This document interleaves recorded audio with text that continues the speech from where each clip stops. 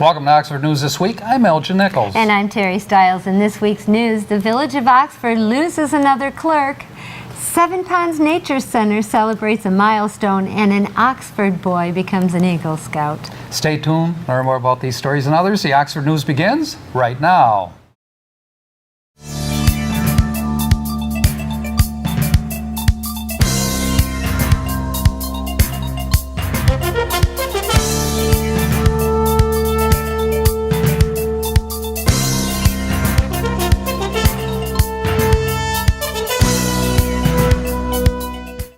It turns out Leanne OConnor will not be Oxford Village's new clerk treasurer after all.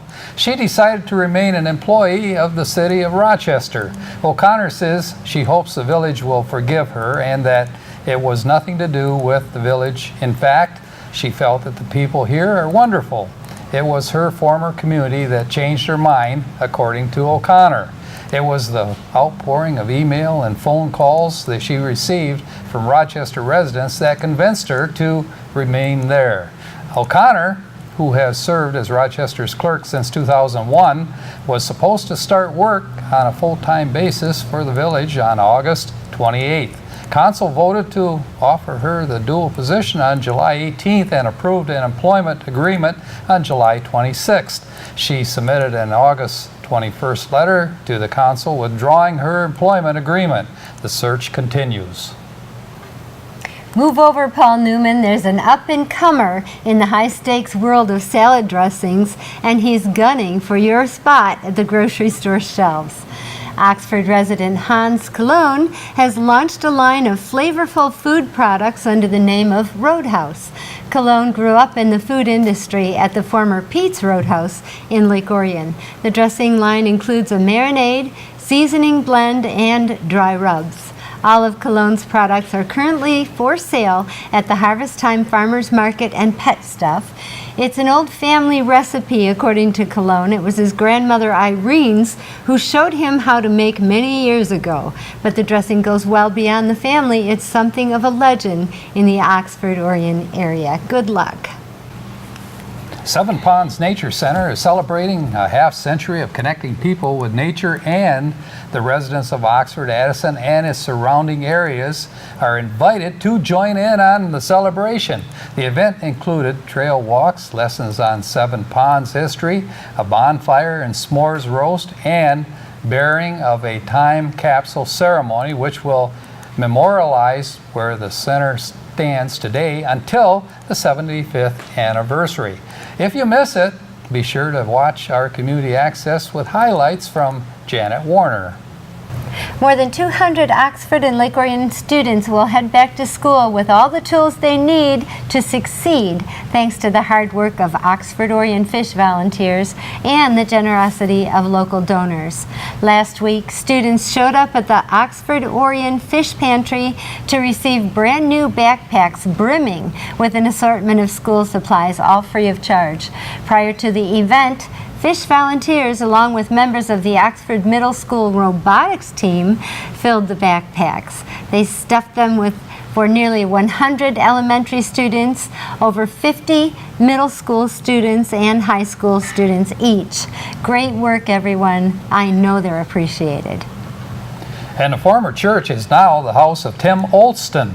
Olston and his girlfriend, Lacey Schmidtke, are the new owners of the historic Lakeville Methodist Church on Mill Mine Road in Leonard.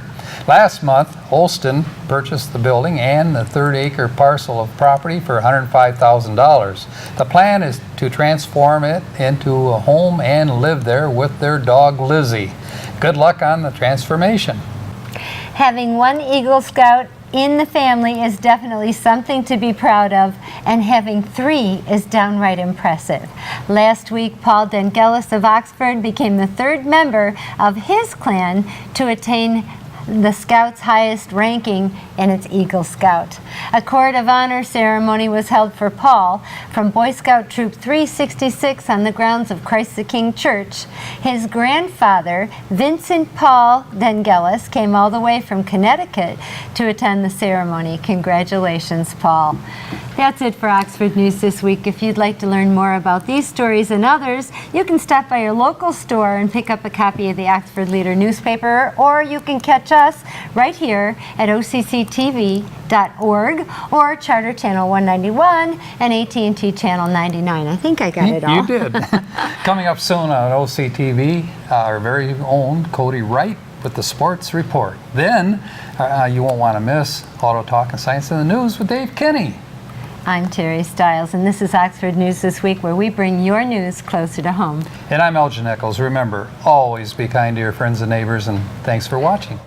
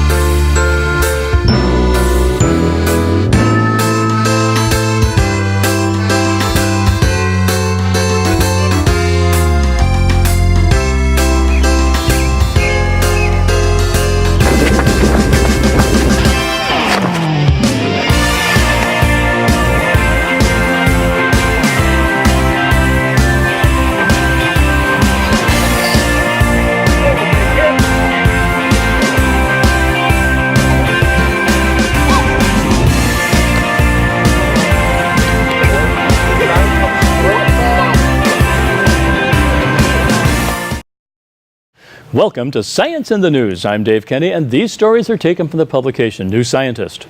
In our first story, now you see it, now you don't. The sun was there, and then it wasn't, and then it was there again. Last week's spectacular solar eclipse was watched by millions of people across the U.S. on August 21st. Gazing skyward, viewers saw the moon pass between Earth and the sun, temporarily blocking its light and leaving a black circle in its place. A total solar eclipse like this is possible by a quirk of geometry. The sun's diameter is 400 times that of the moon, but the sun is also 400 times further away from Earth. This means when everything aligns around once every 18 months, the moon can completely obscure the sun in the sky. So, why was all the excitement about this one? Normally, the eclipse is not visible from areas as populated as the U.S. The best views are often from the middle of an ocean or a desert. This was different. On August 21st, people within a line stretching from Oregon on the west coast to South Carolina on the east were able to see the best eclipse spectacle, including a few minutes of total darkness. Those outside the area saw a partial blocking of the sun. Even U.S. President Donald Trump was spotted at the White House peering directly at the eclipse, albeit without appropriate eye gear. Well, if you missed this total eclipse, don't worry. The next one will happen in July of 2019 over Argentina and Chile. People in the U.S. will get another chance to see a total eclipse in 2024, but those in the U.K. will have to wait until 2090 if they want to observe one on home turf. In our next story, IBM has announced plans to study the human microbiome and its role in autoimmune diseases. We still don't fully understand how the bacteria inside us affect our health. IBM plans to find out more by analyzing millions of bacterial genes, starting with those belonging to gut microbes. The hope is that this could shed light on type 1 diabetes, Crohn's disease, and ulcerative colitis. To speed up the project, IBM is crowdsourcing extra computing power, asking anyone with a desktop computer to help. Researchers from several U.S. universities will oversee the analysis with the goal of finding new ways to prevent or treat autoimmune disease. And IBM isn't the only technology firm settling its sights on the microbiome. In April, Google's health spinoff Verily launched a project aiming to collect genetic and microbiome data from 10,000 people in the U.S. Their aim is to better predict the onset of conditions like cancer and heart disease. You go, guys. In our last story, should you take statins? The common drugs are a safe and effective way to control cholesterol and prevent heart disease, but many of those taking them give up due to painful side effects. Furthermore, in some people, this pain may be caused by the nocebo effect rather than the drug itself. But genetic screening could help reduce side effects and reassure people that they are unlikely to feel any pain, encouraging more people to take statins. Deepak Vora at Duke University in North Carolina and his colleagues have been researching a gene associated with muscle pain in people taking statins. The gene encodes a protein that carries drugs into the liver cells. A variant of this gene has been linked to aches and in response to statins. To find out if this variant affects what side effects some people experience from different statins, Vora and his team reanalyzed data from a clinical trial that had randomly assigned 3 types of this drug. They found that people with the gene variant had the highest risk of side effects when they were given a statin called simvastatin, but this risk was much lower when they took pravastatin. The researchers then ran a trial in 159 people to see if genetic screening could help prescribe the most appropriate statin for each person. All the participants had previously stopped taking statins due to muscle pain. First, everyone was given a genetic test, but only one group were told their results. For this group, a doctor explained whether or not their DNA put them at risk of statin-related muscle pain. Those at risk were recommended a statin that was less likely to cause side effects for their genetic variant, while those not at risk were told they could try any type. The other participants weren't told their test results and instead received standard generic recommendations from their doctor. Of those told their results, around 57% decided to start taking statins again within the next 3 months, compared with only a third of those who received generic recommendations. By the end of the 8-month study, those who knew their results had blood LDL cholesterol levels that were, on average, 10 to 15% lower than the others. That's pretty remarkable given these patients were initially refusing to take statins, says Jason Vasey at Harvard Medical School. By improving a person's perception of a drug, you can boost how much of it and keep taking it, which has been a major problem, says Vora. He hopes that is, the approach could be extended to help doctors and patients feel more confident about other drugs. This concept of using precision medicine to address the psychology of how patients feel about drugs might be a winning combination, he says. Well, that's it for this edition of Science in the News. I'm Dave Kenny. Stay tuned to Oxford Community Television. Welcome to American Legion in Oxford for the best fish on Fridays. That's right, from noon to 8:30. You can get the best walleye in Michigan. You can get walleye, baked cod, chicken strips, baked potatoes, and more. On the hall side of the Legion, oh, hello there, friends. You can have 12 friends on a table, any one of the best military museums in Michigan. And the dining side, oh, hello again. More comfortable with many 4-seat tables and a couple of 5-seaters. Now on Friday we usually have about 400 to 500 of best friends for our fish. Carry out? You bet. We have 50 to 60 carryouts at the post. We have some young friends with the birthdays and some of our best seniors at the post. Oh yeah, waitresses, they go like a track waitress to get your food. If you have never enjoyed our secret famous walleye at the Legion, come on in every Friday from noon to 8:30 at the American Legion Post 108 on 130 East Rainer Road, Oxford. Do you love local sports? Whether it's Oxford High School or Parks and Rec, you can buy copies of each game. To purchase your copy, call us at 248-628-9658 or give us an email at manager@occtv.org, or talk to us at the next game. Hopefully we'll see you there. What's up, Wildcat fans? Cody Wright here once again with the Sports Report.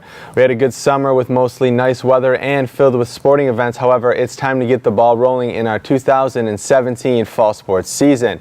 Some of the clubs have wasted no time. Well, boys soccer took on North Farmington High School on Tuesday and unfortunately fell to a loss of 4-0. However, 3 days earlier we took on Ann Arbor Gabriel Richard and won 1-0.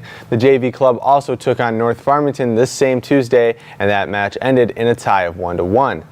These are scrimmage games intended for developing team chemistry and warming up for the games that count for the books. The varsity football team will have some upcoming away games, one against Rochester Adams on the 8th and then Southfield A&T on the 15th. Following those matches, we will play our first home game against Clarkston on the 22nd.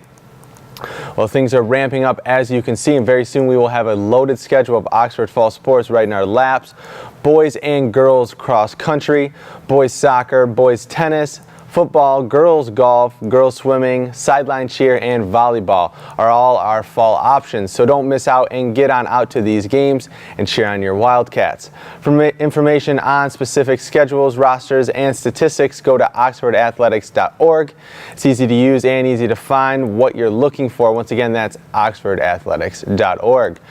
While you're at it, go to occtv.org and keep yourself posted and viewed on our sports coverage and special programs. Once again, that is occtv.org. Well, guys, that's all for this week. We hope to see you at the upcoming events, and stay tuned for more. But until next time, I'm Cody Wright. Go Wildcats. There's a lot of history to Oxford. Hidden around every corner, deep in every crack, and sometimes right in front of you, waiting to be discovered. If you just dig a little, you'll find the great history of our beautiful town. Welcome to historic Oxford.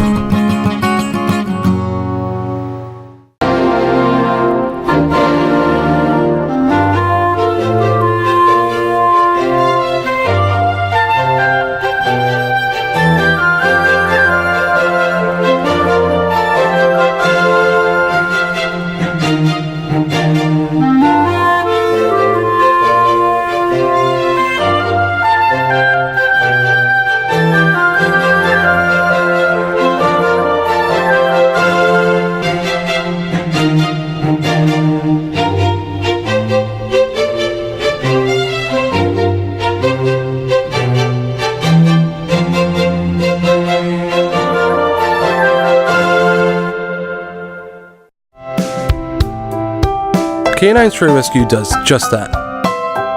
Rescue stray dogs for new families. But they need your help. Become a volunteer at Canine Stray Rescue League of Michigan. Take dogs for walks, help them socialize with others, and help them get adopted. Fill out an application and help a family add a new member today.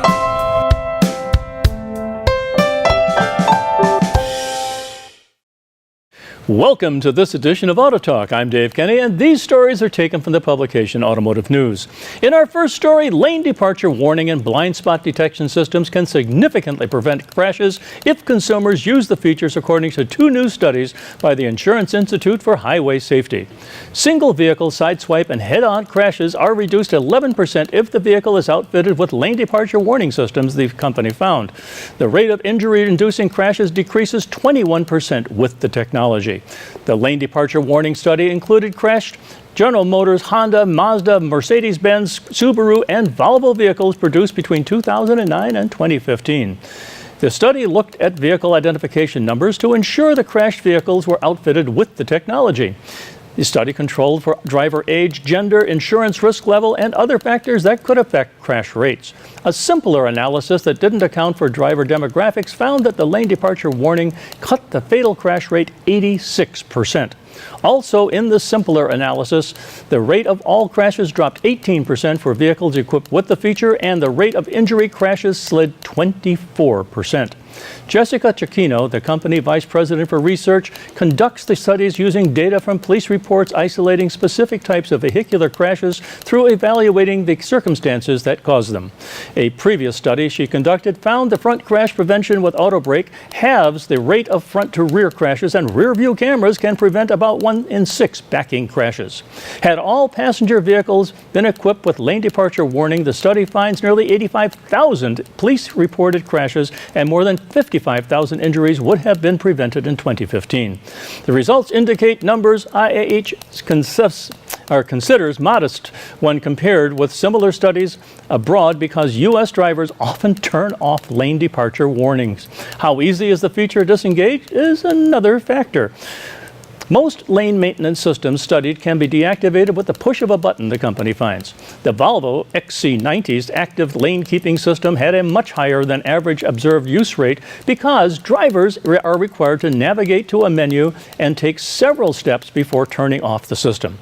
In the blind spot detection study, Cecchino looked into crashes in which vehicles were changing lanes or merging. Fiat, Chrysler, GM, Honda, Mazda, Mercedes, and Volvo vehicles were included. Controlling for other crash risk, blind spot detection decreases the rate of lane change crashes by 14% and the rate of injuries by 23%, she found. Wow.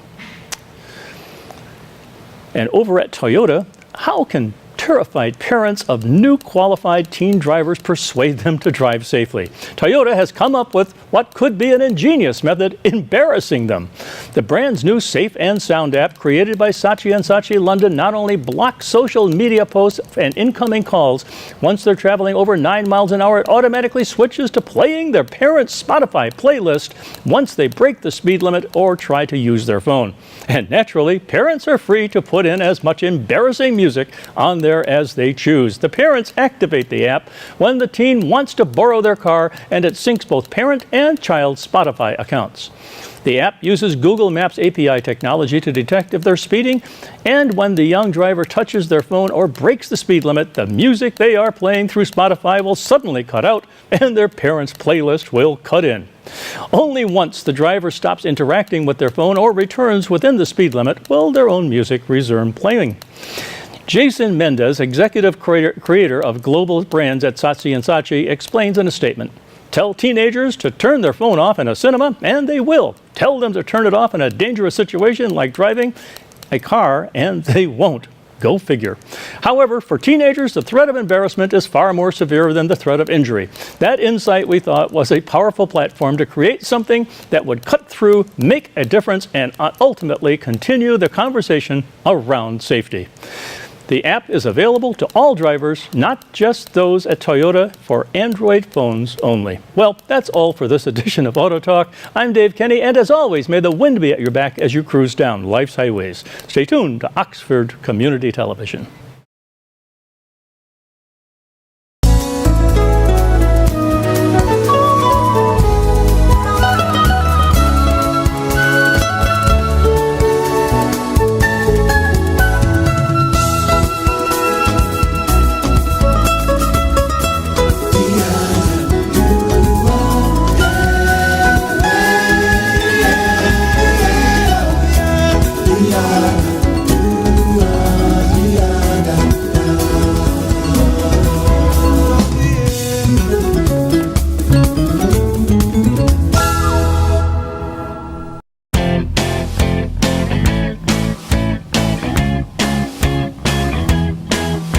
Hi, my name is W. Ripto. I'm a member of the Addison Township Fire Department.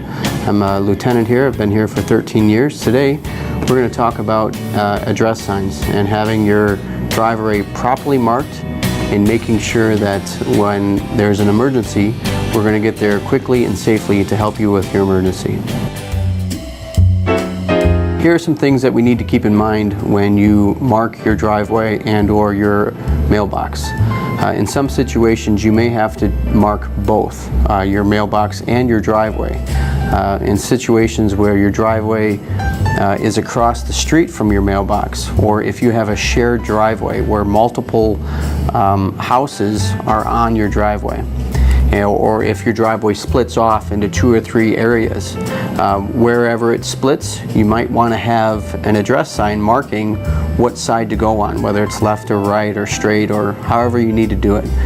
It's going to make our job a lot easier to get to you in that state of emergency. A few other things to keep in mind is you can have your address sign vertically or you can have it displayed horizontally. We highly suggest that you mark both sides of your address so that whenever we're coming from the north or the south or the east or the west, we can see that driveway on both sides. In our engines, in our ambulances, we have our map books. And in our map books, we have very detailed oriented pictures showing exactly where the addresses are. But having that marked, your address sign marked or your driveway marked, will definitely ease us in finding your address in that state of emergency. Okay.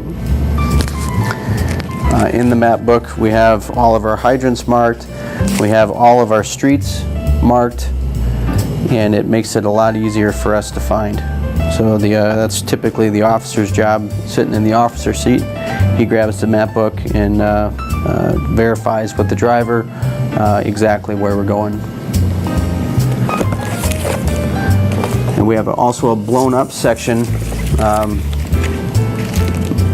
showing real quick and easy how to find your address on one sheet of paper. Instead of flipping through the book, we can go through your section and find exactly where we need to go.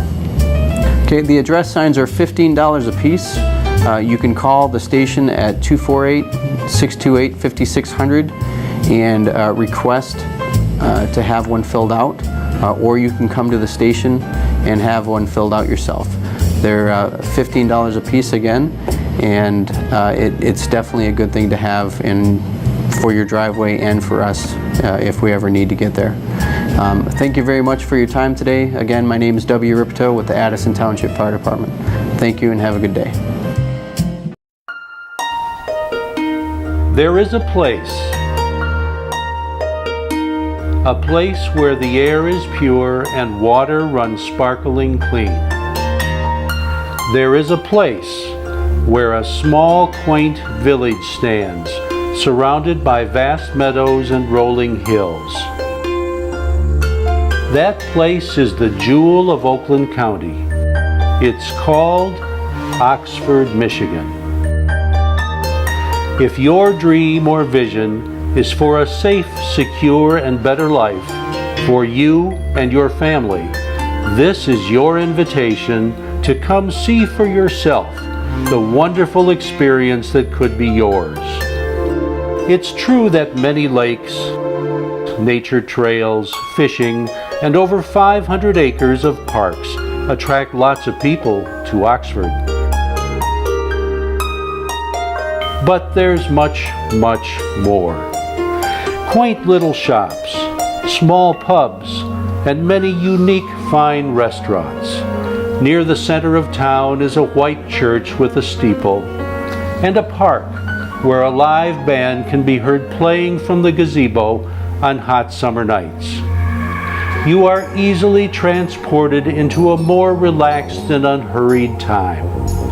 Although the village of Oxford reminds you of years past, the warmth and pride of its hard-working residents truly sets it apart from other communities. Oxford School Board has worked with parents to provide their children with the finest education possible. The result? A modern global school system with the first world-renowned international high school program. The 5th Core World Language and Culture program, and 11 premier sister schools expanding the globe from China to Mexico. Oxford residents are safe and secure in knowing they have one of the most modern police and EMT forces in Oakland County. If your vision is to start or expand a new business venture in a fiscally responsible environment, Oxford, Michigan welcomes you with open arms. We are one of the few Oakland County communities to offer the unique one-stop program, where Oxford officials make it easy for developers and builders to complete their projects from start to finish. The one-stop process cuts through financial and legal red tape, frustration that usually faces entrepreneurs as they try to get their project off the ground. If your dream is for a new business venture or a better life for you and your family, there is a place called Oxford, Michigan.